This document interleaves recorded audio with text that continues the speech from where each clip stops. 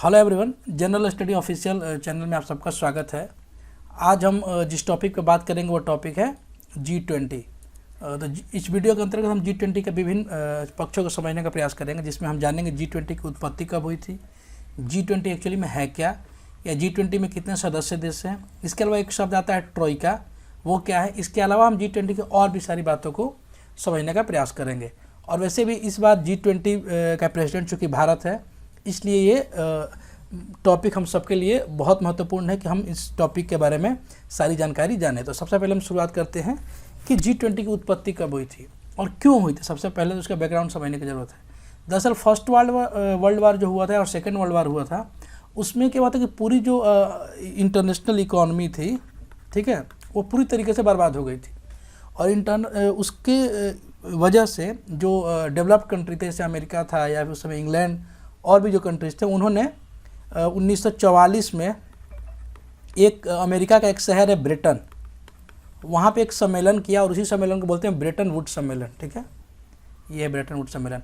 और वहाँ दो संस्थाएं बनी, IMF और वर्ल्ड बैंक। लेकिन और इसके बाद से इकोनॉमिक स्टेबिलिटी आ गई और विश्व चलने लगा। लेकिन 50 साल बीतते बीतते, मतलब लगभग 1900 ये मान लीजिए कि 1999 आते आते ये एहसास हो गया कि IMF और वर्ल्ड बैंक के अलावा भी हमें कुछ एक ऐसा संगठन बनाना पड़ेगा जो इकोनॉमिक स्टेबिलिटी को फर्दर यानी आगे बढ़ाता रहे। और तब G7, जो उस समय का सबसे रिच कंट्री थे, जिसमें कि अमेरिका आता है, कनाडा है, जापान है और 4 यूरोपियन कंट्री है, जिसमें कि ब्रिटेन है, जर्मनी है, इटली है, ठीक है, और इंग्लैंड है। तो ये इन सारे रिच कंट्रीज ने मिल के ये प्रयास किया कि एक ऐसा संगठन बनाया जाए जो इकोनॉमिक स्टेबिलिटी को और आगे बढ़ाने में मदद करे। तब 1999 में एक कंसेप्ट आया और 20 देशों का एक समूह बनाने की बात की गई, जिसको G20 कहते हैं। दरअसल G20 में 20 देश नहीं है, 19 देश हैं और एक यूरोपियन कंट्रीज़ का समूह है, जिसको हम EU बोलते हैं। तो ये कुल मिलाकर के सदस्य बने 1999 में। लेकिन 1999 में ये संगठन तो बन गया था, लेकिन ये संगठन पूरी निरंतरता से और अच्छे से काम नहीं कर रहा था। लेकिन उसके ठीक 9 साल बाद एक ऐसी घटना घटी विश्व में, जिसने मजबूर कर दिया कि G20 को और इफ़ेक्टिव तरीके से लागू करने का समय आ गया। और वो घटना थी 2008 का यूनाइटेड स्टेट्स में जो घटा, यूनाइटेड स्टेट्स का फाइनेंशियल क्राइसिस, ठीक है, जिसको हम इकोनॉमिक मंदी बोलते हैं,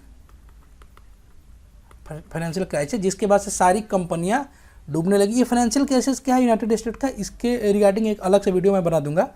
लेकिन ये समझिए कि कैसा क्राइसिस आया जिसकी वजह से पूरी दुनिया का जो इकोनॉमी थी, वो पूरी दुनिया की इकोनॉमी मंदी में चली गई और पूरे विश्व इकोनॉमिक संकट में डूब गया। जिसकी वजह से जो ये G7 कंट्रीज थे और जो G20 उस समय फॉर्मली बन चुका था 1999 में, उसने डिसाइड किया कि अब G20 को अच्छे से लागू करने का समय आ गया है और सही तरीके से नीतियाँ बनाने का भी समय आ गया है। और तब 2008 के बाद से निरंतर रूप से इसकी मीटिंग होने लगी और इस तरीके से G20 मतलब पूर्ण रूप से कार्य करना शुरू कर दिया। G20 के बारे में देखें तो जैसे मैंने बताया, G20 का नाम से ही है कि G20 का मतलब होता है ग्रुप ऑफ 20 देशों का समूह। और 20 देश में कौन कौन से? 19 देश है और एक यूरोपीय यूनियन में कुल 27 मेंबर हैं। पहले 28 थे, लेकिन ब्रिटेन इसमें से एग्जिट हो चुका है, तो अब 27 है। ठीक है, इस पर ही मैं एक वीडियो बना दूंगा, यूरोपीय यूनियन एक्चुअली क्या है, इसका इतिहास क्या है।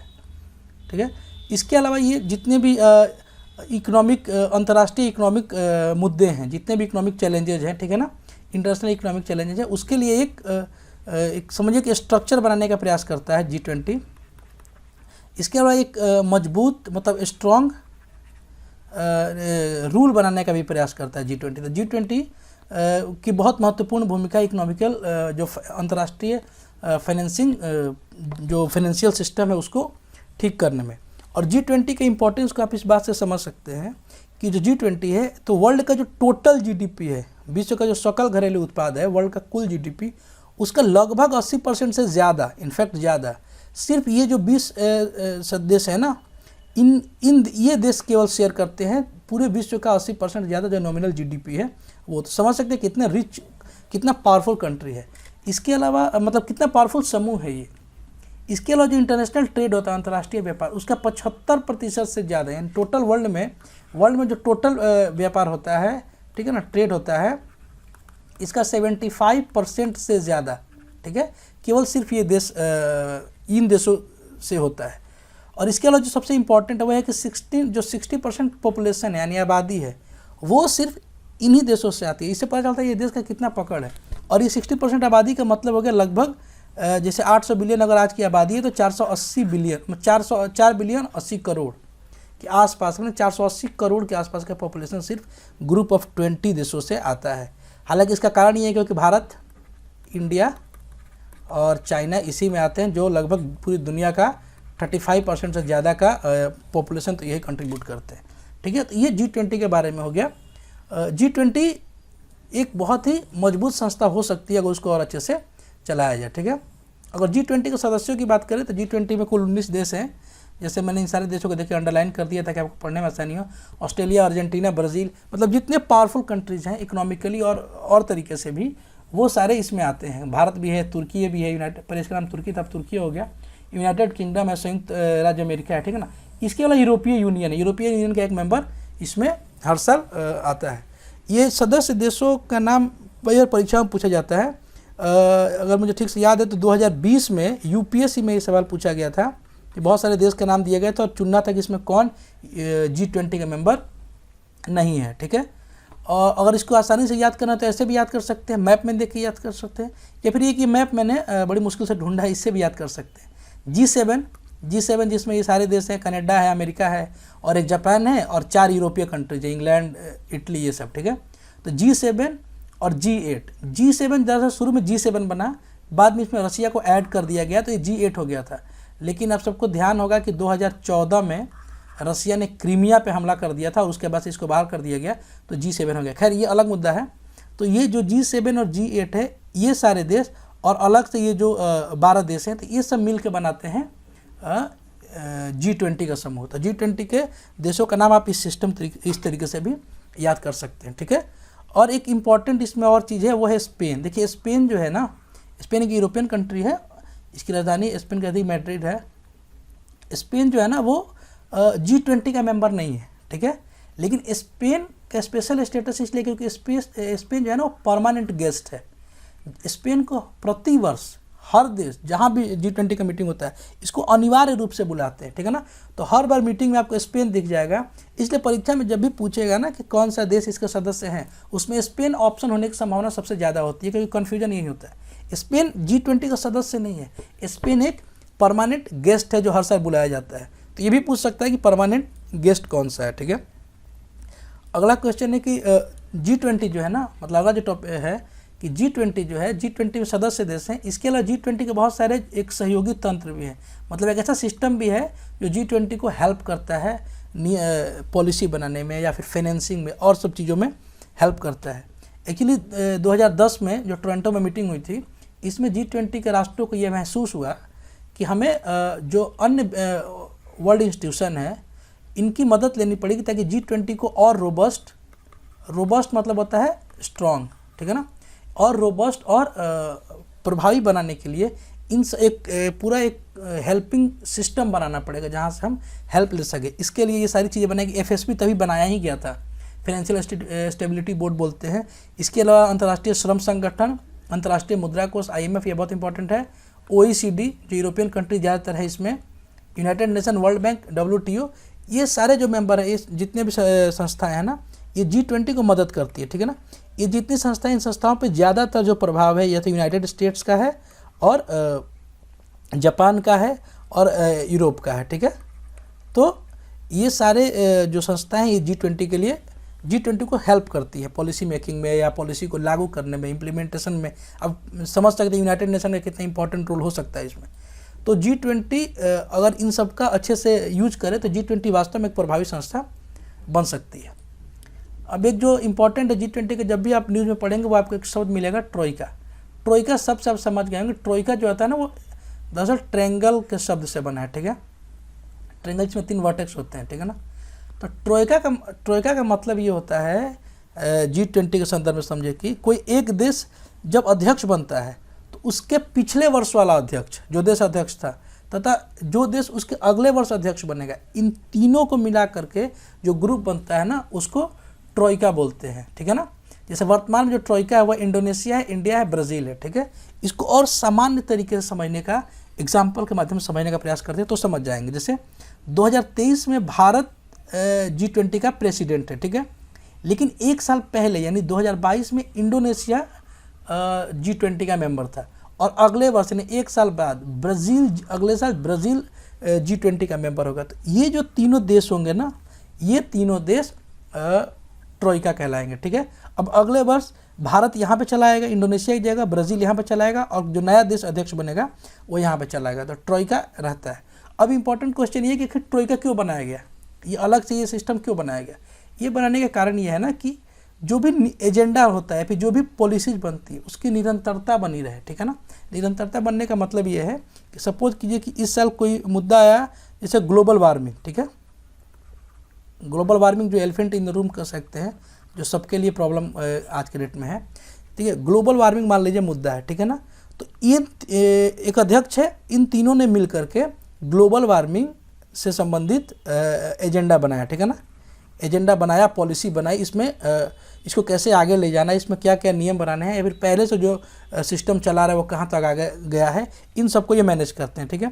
लेकिन अगले वर्ष जो नया मेंबर बनेगा उसको इसके बारे में ज़्यादा जानकारी नहीं रहेगी, क्योंकि उतना एक्टिवली इन्वॉल्व नहीं रहता है। तो जो दो देश रहेंगे जिनको इसके बारे में अनुभव रहेगा, वो अगले देश जो भी आगे से ब्राज़ील है इसको बताने का प्रयास करेंगे, जिससे क्या होगा ना कि एक निरंतरता बनी रहेगी पूरे पॉलिसी में। इसलिए ट्रोइका इंपॉर्टेंट हो जाता है, और ट्रोइका के बारे में हमेशा क्वेश्चन भी पूछे जा सकते हैं। अगला जो पॉइंट है कि G20 का संरचना क्या है, एक्चुअली मतलब है कि G20 काम कैसे करता है, पर G20 की पूरी संरचना स्ट्रक्चर कैसे है, ठीक है ना। तो G20 काम ये ऐसे करता है, जैसे भारत इस साल अध्यक्ष है, ठीक है। तो कैसे अध्यक्ष बना, तो हर साल क्या होता है, एक देश अध्यक्ष बनता है, और कौन सा देश अध्यक्ष बनेगा, जो देश इसका सदस्य है, ठीक है ना। जैसे 19 देश है, उन्हीं में से कोई एक अध्यक्ष बनेगा, ठीक है ना। और ये प्रक्रिया रोटेट होते रहती है। इस बार भारत अध्यक्ष है, जैसे पिछली बार इंडोनेशिया था, अगली बार ब्राज़ील होगा, फिर उसके बाद कोई और होगा। तो ये प्रक्रिया रोटेट होती रहती है, हर साल कोई एक देश अध्यक्ष बनता है, ठीक है ना। अब जो बड़ा क्वेश्चन है कि जो अध्यक्ष है ना, वो आखिर उसका डिसीजन कैसे होता है कि कौन अध्यक्ष बनेगा, ठीक है। तो उसका डिसीजन लेने का सबसे जो तरीका है वो ये है कि मान लीजिए कि टोटल 20 इसमें मेंबर हैं, 19 देश और एक यूरोपीय यूनियन। तो इन 20 को क्या किया जाता है ना, ये देखिए 5 भाग में बांट दिया जाता है। तो 20 में क्या होंगे, 4-4 मेंबर आ जाएंगे, ठीक है, इस तरीके से आ जाएंगे। और इन ग्रुप को नाम दे दिया जाता है 1, 2, 3, 4 ऐसे करके 5 नाम दे दिए जाते हैं, ठीक है। तो प्रत्येक ग्रुप, जैसे ये ग्रुप हो गया ना, ये अगले ग्रुप के किसी एक मेंबर को अध्यक्ष चुन देगा, ठीक है ना। तो वो अध्यक्ष हो जाएगा, और फिर ये तीनों मिल करके, चारों मिल करके काम करेंगे। तो इस तरीके से अध्यक्ष चुने जाते हैं। जो भारत का ग्रुप है ना, भारत जो ग्रुप 2 में है, ये बताना, भारत ग्रुप 2 में है, और भारत के साथ जो और 3 देश है उसमें रूस है, दक्षिण अफ्रीका है, तुर्की है। रूस और दक्षिण अफ्रीका से तो भारत के अच्छे संबंध हैं, तुर्की से भी ठीक ही, आजकल थोड़ा सा ठीक नहीं चल रहा है, लेकिन तुर्की से भी संबंध अच्छे हैं, ठीक है। और जो बाकी 3 देश होते हैं ना, वो जो देश अध्यक्ष बनता है उसको एजेंडा लागू करने में, पॉलिसी बनाने में, इसके अलावा टेक्निकल असिस्टेंस या फाइनेंशियल असिस्टेंस, इस सब में मदद करते हैं ताकि G20 और प्रभावी हो सके। तो ये है पूरा G20 का स्ट्रक्चर, या फिर G20 कैसे काम करता है। अब जो अगला है कि G20 है तो इसका सिग्निफिकेंस क्या है, क्यों बनाया गया, क्या इसका वास्तव में कोई लाभ है या नहीं है, ठीक है। देखिए G20 का सबसे बड़ा सिग्निफिकेंस तो यही है कि G20 सबसे पावरफुल कंट्रीज़ का, आप समझ सकते हैं, इतने पावरफुल कंट्रीज़ का कोई संगठन नहीं है, ठीक है। तो ऐसे में G20 के डिसीजंस को लागू करना पूरे विश्व में कंपैरेटिवली आसान तो है, ठीक है। तो इस तरीके से सिग्निफिकेंस तो है, ठीक है।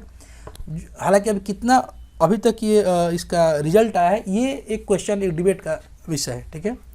और इसके अलावा जो डिसीजन मेकिंग होते हैं ना, तीव्र निर्णय लेने का इसमें क्षमता है, तीव्र निर्णय होता है, क्योंकि सारे देश पावरफुल है, ये अपने किसी निर्णय को आसानी से लागू कर सकते हैं, तो निर्णय तेज हो सकता है। इसके अलावा विनियमन, इसके माध्यम से विनियमन प्रणाली अच्छी हो सकती है। विनियमन को होता है रेगुलेशन, ठीक है। रेगुलेशन, कोई भी नियम बनेगा उसको कैसे रेगुलेट करना है, या फिर कोई भी सिस्टम बना अगर वर्ल्ड के लिए उसको कैसे रेगुलेट करना है, इसमें ये बहुत सहायक होता है, ठीक है ना। इसके अलावा समावेशी विकास में इसकी ये बहुत बड़ी भूमिका निभाता है, इनफैक्ट सबसे बड़ी भूमिका निभा सकता है। समावेशी विकास का मतलब होता है इसमें सबका विकास हो, ठीक है ना।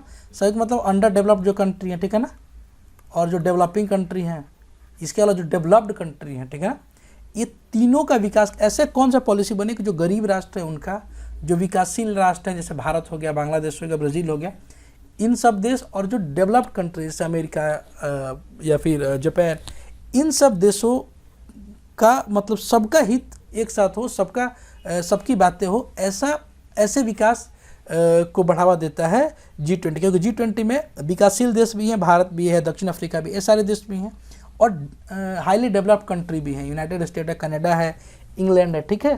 तो ये सब मिल करके आपस में बैठेंगे तो एक दूसरे की समस्याओं को समझेंगे, तो एक समावेशी यानी कंपोजिट डेवलपमेंट होने की संभावना है। तो इसलिए इसका ये लाभ तो है ही। इसके अलावा जो कम्युनिकेशन सिस्टम है, बेहतर संचार में ये बहुत बड़ी मदद कर सकता है, ठीक है। इसके अलावा जो सबसे बड़ी बात है जिसको बोल सकते हैं एलिफेंट इन द रूम, वो ये है बेहतर पर्यावरण। देखिए इससे तो पूरी दुनिया, इससे तो कोई नहीं बच सकता है, ये सबके लिए इम्पोर्टेंट है, ठीक है ना। और ये इम्पोर्टेंट G20 के लिए इसलिए हो जाता है कि G20 के जितने मेंबर हैं ना, ये सबसे ज़्यादा कार्बन एमिशन करते हैं, ठीक है ना। कार्बन एमिशन सबसे ज़्यादा यही करते हैं, चाहे वो यूनाइटेड स्टेट्स हो या चाइना हो या रसिया हो या फिर इंडिया हो या फ्रांस हो, जितने इंडस्ट्रियलिस्ट कंट्री हैं ये सब सबसे ज़्यादा कार्बन का एमिशन करते हैं। तो अगर ये मिल कर के बात करें कि पर्यावरण या जलवायु परिवर्तन से समस्या का समाधान करना है, तो शायद इसका समाधान जल्दी हो जाए। इसके अलावा एक और जो सबसे बड़ी प्रॉब्लम है जिसको पूरा वर्ल्ड लगभग फेस कर ही रहा है, वो है टेरर फाइनेंसिंग। हालांकि इसमें बहुत ज़्यादा पोलराइजेशन की राजनीति भी है, लेकिन टेरर फाइनेंसिंग को रोकने में ये देश बहुत हेल्पफुल है, बहुत मददगार हो सकते हैं। तो इन सब मामलों में G20 का सिग्निफिकेंस तो है। हाँ, ये डिबेट है कि क्या ये सारी चीज़ें लागू कर रहा है G20, तो सारी चीज़ लागू नहीं कर रहा है, पर ये सिग्निफिकेंस तो ये G20 के लाभ तो हो ही सकता है अगर G20 को अच्छे से ये किया जाए, ठीक है ना। हालांकि G20 के सामने कुछ चुनौतियाँ भी हैं, कुछ चुनौतियाँ तो स्ट्रक्चरल हैं, जैसे कि सबसे बड़ी चुनौती है कोई प्रवर्तन तंत्र नहीं है इसमें। प्रवर्तन तंत्र का मतलब होता है इन्फोर्समेंट कोई सिस्टम नहीं है, ठीक है।